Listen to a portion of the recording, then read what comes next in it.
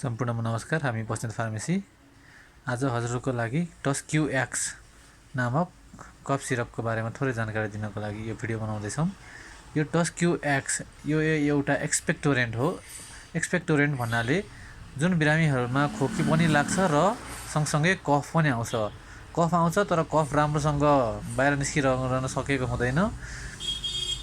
त्यस्तो बिरामीहरूमा चाहिँ त्यो कफलाई चाहिँ बाहिर निकाल्न सजिलो गर्ने र त्यो कफलाई चाहिँ पातलो बनाउने हामी म्युकोलाइटिक भन्छौँ हाम्रो भाषामा, त्यसको लागि यो युज गरिन्छ। यसमा मूलतः दुईवटा औषधि हुन्छ।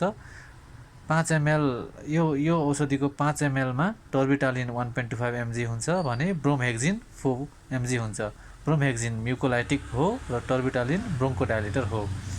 यो औषधि चिकित्सकको सल्लाह अनुसार अथवा एडल्ट मान्छेमा 10 ml बिहान दिउँसो बेलुका गरेर 3 टाइम युज गर्नु पर्दछ। यो औषधि TusQ-X हो भने यसको अर्को औषधि हुन्छ एउटा यही कम्पनीको TusQ-DX। DX भनेको चाहिँ सुक्खा खोकीमा खाने हो भने X मात्र भनेको चाहिँ खकार कफ आउने खालको बेला खाने हो। यो इन्डियन कम्पनी ब्लू क्रसले बनाएको औषधि हो र यसको MRP इन्डियन 105 रहेको छ। Thank you.